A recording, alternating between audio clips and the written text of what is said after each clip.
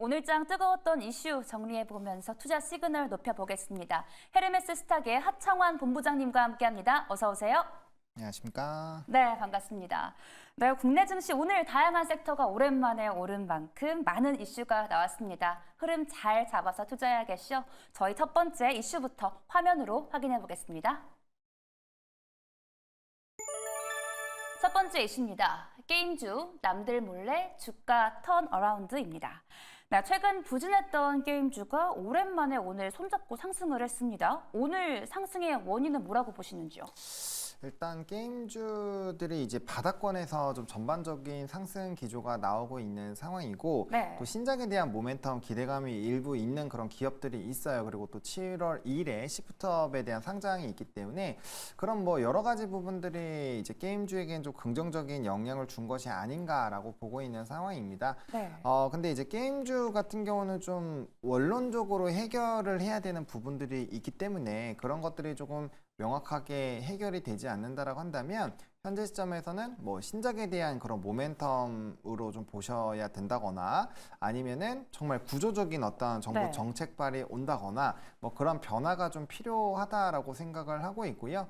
뭐 금일 일부 기업들 같은 경우는 좀 급등하는 흐름들이 나타나긴 했지만 그 역시도 단기적으로 끝날 가능성이 좀 있거든요. 그래서 일단은 제가 봤을 때는 뭐 연말까지 어떠한 뭐 게임스 컴퓨터 시작해서 여러 가지 모멘텀이 있죠. 지스타까지 이제 쭉쭉쭉쭉 나올 텐데 뭐 그런 부분에서 모멘텀 플레이는 충분히 가능하다라고 보여지고는 있지만 게임주 특성상 이제 산업에서의 이런 모멘텀 플레이가 진행이 될 때가 있는데 네. 그 부분에서의 변화가 좀 가파르게 나올 거기 때문에 저는 기본적으로 실적이 정말 베이스가 탄탄한다거나 아니면은 모멘텀이 연쇄적으로 있는 그런 상황이 아니라면은 네. 단기적으로 한 번씩 좀 끊어주면서 게임주들을 바라보셔야 되지 않나라고 개인적으로 생각을 하고 있습니다. 그럼 어떤 부분, 어떤 모멘텀이 좀 해결이 되어야지 좀 주가 상승이 쭉 이어갈 수 있을까요?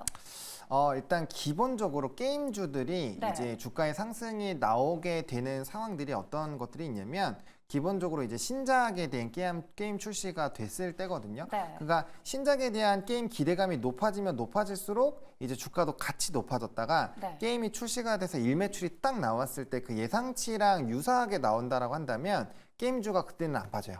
근데 만약에 예상치보다 조금 떨어진다고 하면 바로 급락이 나옵니다. 그런 특성이 있고요. 그다음 게임주가 기본적으로 신작 게임이 출시가 되면 이제 제일 일매출이 높았다가 웬만하면 높았다가 이제 거기서 점진적으로 우하향을 하는 흐름으로 진행이 되는데 네. 그런 것들을 대규모 업데이트로 지연을 시켜요. 왜냐하면 게임이라는 것은 자유도가 완벽하게 자유로운 게임은 없습니다. 다 IP에 대한 한계가 있고 어느 정도 이제 숙달하고 레벨업을 하면 네. 그 컨텐츠의 한계를 누리기 마련이거든요. 그래서 그런 벽을 깨주는 작업들을 하면서 기본적으로 뭐 레벨업을 조금 상단을 높여준다거나 아니면 신규 인던이라든지 뭐 지역들을 만들면서 에피소드를 만들면서 이제 게임에 대한 연속성을 계속 만들어 나가는 거죠. 그런 식으로 이제 일매출을 좀 지켜나가는 과정들이 필요합니다. 그러면 네. 기본적으로 게임주는 게임이 상승력이 나왔다가 빠지는 구조로 가기 때문에 그 다음 게임들이 계속 붙어줘야 이 우하향 하는 것들을 좀 메워줄 수 있는 구조로 가는데 지금 문제가 뭐냐면 게임 산업에서 코로나19 때 네. 아무래도 이제 개발자 분들도 뭐 이제 아프고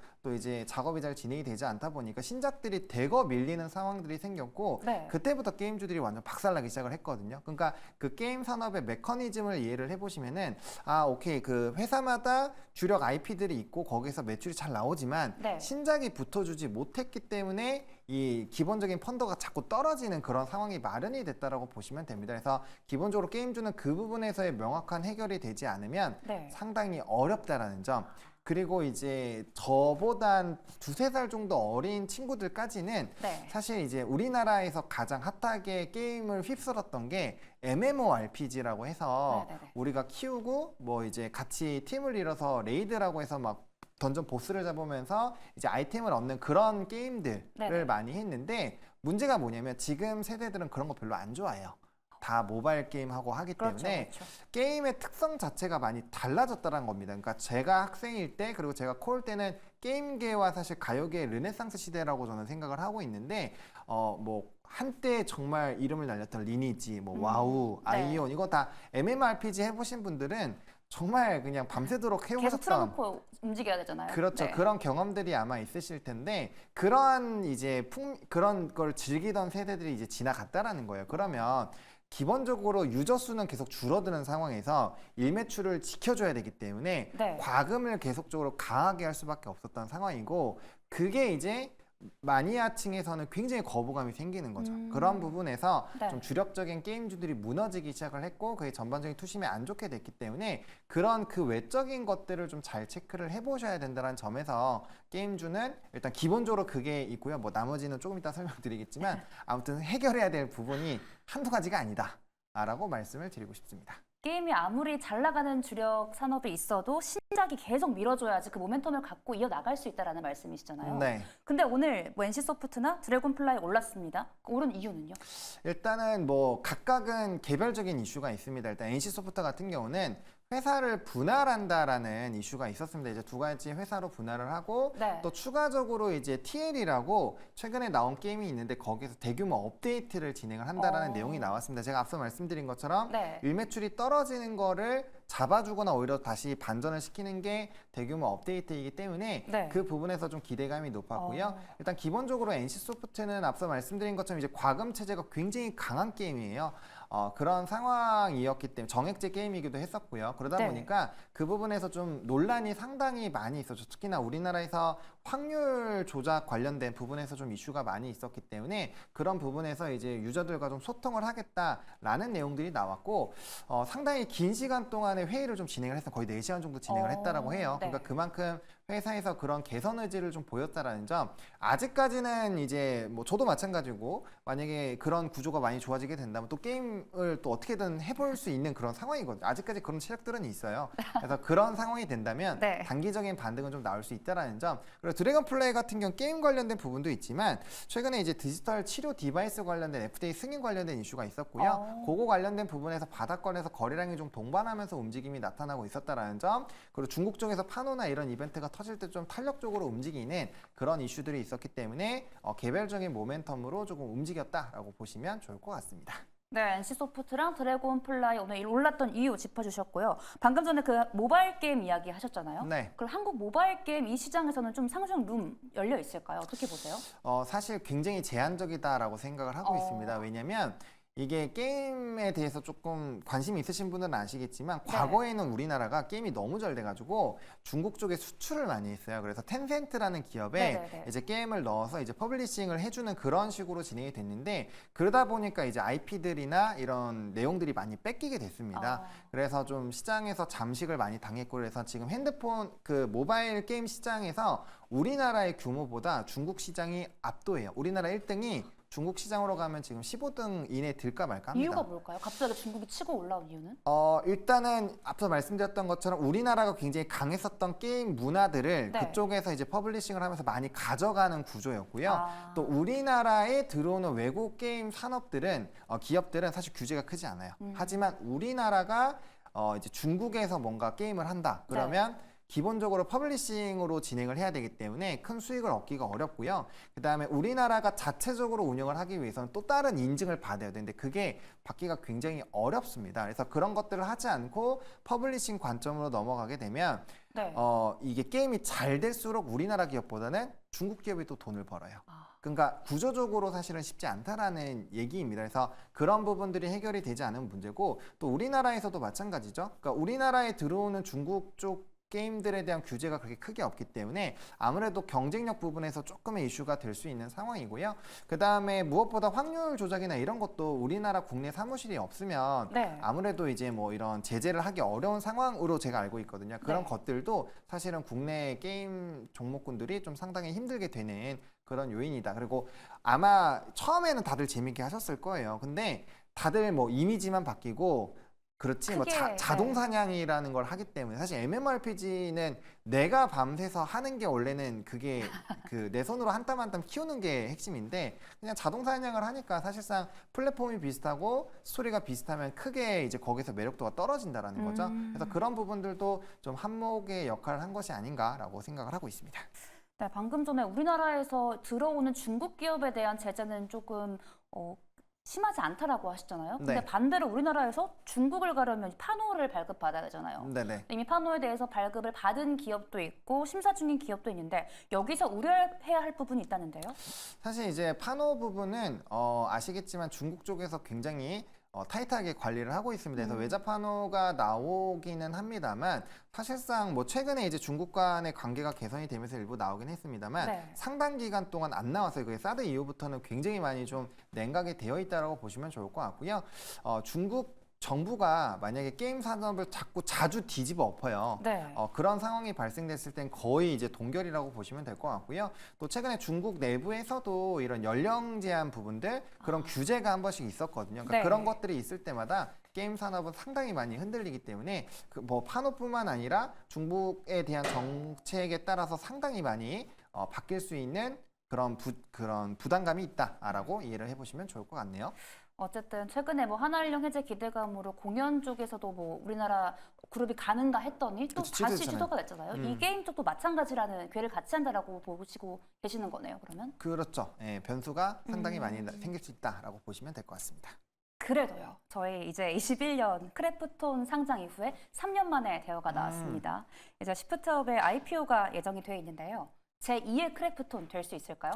일단 지금 상황에서는 다들 신문 보셔서 아시겠지만 네. 상당히 고평가 얘기가 나오고 있습니다. 그래서 그 IP가 과연 어느 정도로 확대가 될지에 대한 부분들이 좀 중요한데 아무래도 이 부분에서는 이제 콘솔에 대한 향후 네. 성장성 부분이 상당히 좀 중요하지 않을까 싶습니다. 이제 스텔라 같은 경우는 지금 굉장히 좀 흥행을 하고 있는 상황이기 때문에 상당히 좀 기대감이 높다라고 보시면 좋을 것 같고 사실 우리나라 기업들이 지금 미국 쪽으로 상당히 많이 콘솔 게임들을 이렇게 해보려고 노력을 하고 있는 상황이거든요. 네. 근데 기본적으로 스텔라 블레이드가 상당히 잘 되고 있는 상황이기 때문에 이런 것들에 대한 프리미엄이 반영이 되고 그다음에 이제 콘솔에 대한 시장 기대감들이 높아진다라고 한다면 네. 사실 이제 크래프톤처럼 추가적인 상승력이 나올 수 있다라고 봅니다. 근데 그런 것들이 반영이 안 된다라고 한다면 네. 현재 이제 시가총액 3.5조면 상당히 좀 비싸다라는 평이 나오고 있기 때문에 그런 부분에서는 뭐 하루 이틀 정도는 주가의 IPO에 대한 기대감으로 움직일 수 있겠지만 네. 그 이후부터는 좀 상당히 어려운 국면에 단기간에 좀 갈 수 있다라는 점을 참고를 해보셔야 되지 않을까 싶습니다. 네, 시프트업 공모하실 때 꼭 참고하시면 좋을 것 같습니다. 그래도 최근에 게임 시장이 이렇게 침체된 이유, 가장 큰 이유가 뭐라고 생각하세요, 그러면? 앞서 말씀드렸던 네네네, 것처럼 네. 이제 세대의 전환, 세대의 전환. 네, 그리고 이제 모바일 게임의 매력도가 좀 떨어지는 것들 그런 거라고 생각을 하고 있고요. 네. 그다음에 이제 우리나라에서 이제 결국엔 해답을 찾기 위해서 정부 정책도 지금 콘솔에 대한 지원 정책들이 많이 나타나고 있어요. 그러니까 네. 그런 해답들 그리고 신작들이 많이 안 나오는데 이 인건비는 많이 늘어나잖아요. 그래서 네. 아마 게임 산업에서 굉장히 큰 변화가 나온다라고 한다면 뭐 콘솔 쪽에서 완전 우리나라가 이제 점령하는 그런 구조로 간다거나 아니면 AI가 지금 굉장히 빠르게 개발이 되고 있잖아요. 그래서 저도 챗GPT 해가지고 코딩해 보면 되게 신기해요. 막 코드 다 만들어 주거든요. 네네. 그래서 그런 식으로 게임 개발이 생성형 AI로 해버려서 인력비가 많이 줄어든다거나 이제 그런 이슈가 생겼을 때는 굉장히 달라질 수가 있죠. 왜냐하면 신작에 대한 일정이 밀릴 수가 없거든요. 그렇게 된다면 그래서 거의 지연 없이 진행이 된다라고 한다면 상당히 매력적인 상황이 될 거고요. 그런 것들이 아니라면은 기본적으로 신작에 대한 모멘텀들 그리고 뭐 게임스컴이나 뭐 지스타 같은 이런 빅 이벤트가 있을 때마다 변동수가 나올 수 있으니 각각의 모멘텀들 잘 체크해 보시면 좋을 것 같습니다. 그럼 저희 이제 하반기 게임주의 신작 모멘텀과 관심 종목은 어떻게 되실까요? 일단은 시프트업이 되었고 그 네. 부분이 콘솔로 집중이 되고 있기 때문에 네. 국내에서 또 굉장히 오랜 기간 콘솔 게임의 강자가 이제 네오이즈라는 회사거든요. 그래서 네네. 콘솔 부분으로 보신다면은 이 기업을 보시는 게 맞고요. 뭐 신작에 대한 부분으로 보신다면은 뭐 펄어비스나 뭐 데브나 뭐 이런 쪽이 될 수 있겠지만 글쎄요. 저는 일단은 콘솔 쪽으로 일단 보시는 게 맞을 것 같고요. 콘솔 쪽으로. 네, 그리고 게임주는 조금 중장기적으로 다양한 것들을 좀 확인을 하셔야 되기 때문에 네. 단기적으로 좀 올라왔다라고 생각을 하신다면 좀 관망을 하시고 오히려 좀 외국인의 수급이 강력하게 쏠린다거나 네. 뭐 수출 데이터가 좀 집중되는 산업군들로 보시는 게 저는 더 낫지 않을까 싶습니다. 게임주에 대한 이 보수적인 입장 속에서 콘솔 게임 관련주를 좀 주목하시면 좋을 것 같습니다. 이렇게 게임주 정리해봤고요. 이어서 저희 두 번째 이슈도 만나보겠습니다. 바로 화면으로 함께 하시죠.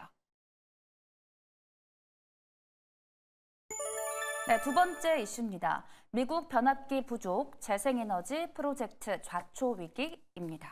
네, 미국의 이 재생에너지 프로젝트가 변압기 쇼티지로 지연이 되면서 청정 에너지 전환의 차질이 계속해 빚어지고 있습니다. 이유와 함께 현재 상황 짚어주시겠어요? 네, 뭐 전력 쇼티지에 대한 내용은 워낙 많이 네네네, 뭐 그렇죠. 최근에 들으셨기 때문에 뭐 네. 문제가 되는 건 당연히 있는 상황이고요. 일단 말씀 주신 것처럼 이제 재생에너지 프로젝트는 25년을 기점으로 굉장히 확대가 되는 것으로 원래 잡혀 있었습니다. 그래서 사실 이제 재생에너지에 관련된 부분들이 이벤트가 됐을 때마다 네. 25년을 기점으로 굉장히 많은 태양광과 풍력에 대한 설치가 필요할 겁니다라는 내용이 나왔는데 네. 문제가 뭐냐면 지금 미국 쪽에서는 노후 변압기가 굉장히 많은 상황이어서 애초에 지금 25년 이상 뭐 40년짜리 노후 변압기가 거의 70%가 있기 때문에 네. 그거를 갈아야 됩니다. 근데 이제 문제는 기존에 있던 거 가는 것도 힘든데 지금 전력에 대한 부분에서 문제가 생기니까 결국 AI 데이터 센터에서 전력을 많이 소모를 하니까 결과적으로 에너지를 많이 만들어야 돼요. 그러면 태양광과 풍력에 대한 또 정책 자금이 늘어날 텐데 이들을 만들어서 이제 전기가 만들어졌을 때 이거 옮겨야 되잖아요. 그럼 초고압 변압기로 만들어가지고 변환을 해서 보내야 되는데 만들 데가 없다라는 거죠. 미국은 지금 이제 자국 내에서 생산을 하기보다는 해외에서 수입하는 의존도가 굉장히 높습니다. 거의 85% 이상이기 어느 때문에 나라에서 보통 수입을 해와요? 지금 전 세계적으로 지금 합니다. 뭐 대만 쪽도 그렇고요, 일본도 그렇고 우리나라도 그렇고 그래서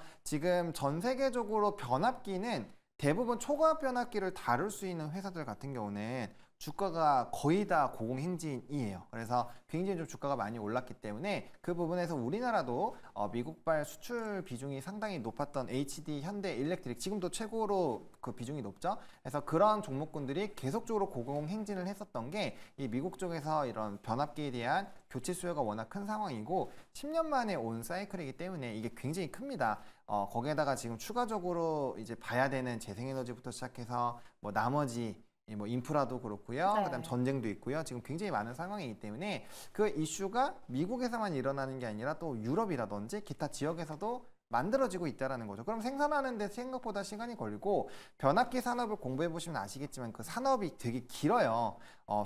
송배전부터 시작해서 전선까지 깔린 데만 4, 5년 걸리거든요. 그러니까 이게 시간이 굉장히 오래 걸리는데 문제는 교체를 해야 되는 지역이 굉장히 많고 그다음 만약에 앞서 말씀해 주신 이제 재생에너지를 깔면은 동부에서 서부 또 서부에서 동부로 또 하는 걸 새로 깔아야 되거든요. 네. 근데 미국이 굉장히 넓잖아요. 그럼 그거를 또 설치하는 신규 수요를 생각을 해 보신다면 어마어마한 물량이 남아 있다라는 거죠. 그렇기 때문에 이거는 사실 이제 기본적인 분석으로 들어간다면 상당히 롱을 크게 잡을 수 있는 산업이기는 하지만 문제는 바닥권에서 또 주가가 많이 올랐기 때문에 기술적으로 어느 정도 또 해결을 해 나가야 되는 또 구간이거든요. 근데 그런 것들을 해결해 나가는 것은 결국엔 이제 넘버, 수주 이런 기조이기 때문에 그런 것들에 따라서 좀 속도 조절은 있겠지만 결과적으로는 좀 계속적인 시장에서 관심을 받을 수밖에 없는 그런 산업이다라고 말씀을 드리겠습니다.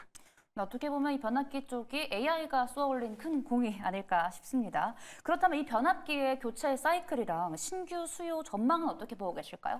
굉장히 큽니다. 앞서서 이제 10년 내 사이클이라고 말씀을 드렸는데 네. 그 이전의 사이클이 왔을 때 전력 소모량과 네. 현재의 전력 소모량은 압도적으로 다르죠.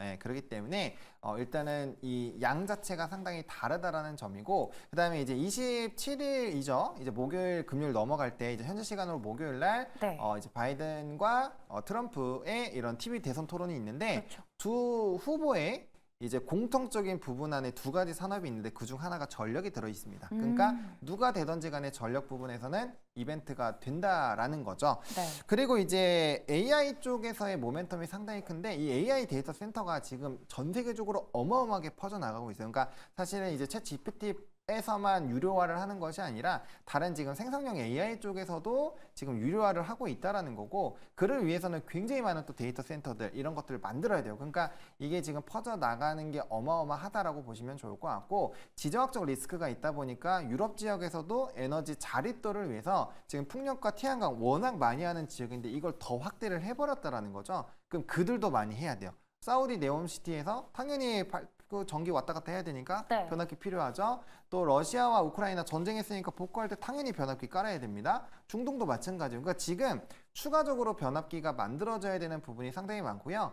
요거는 이제 신문을 좀 계속 보신 분들은 아실 텐데 미국과 중국 간의 갈등이 계속 강화가 되다 보니까 원래는 이제 전선 인프라를 중국에 깔았었거든요. 26년까지는 중국에 깔지만 27년부터는 중국 외 지역에 깝니다. 그러니까 신규 지역에서 깔아야 되기 때문에 그 추가적인 부분들이 굉장히 늘어난다라는 거죠. 그래서 그런 관점에서 본다라고 한다면 지금 모멘텀은 지금 어마어마하게 많이 남아있는 상황이다라고 보시면 좋을 것 같고, 그게 이제 실적적인 부분으로 계속 찍혀주는 과정들, 그리고 PPI에서의 꺾이지 않은 흐름들이 상당히 좀 중요한 것 같고요.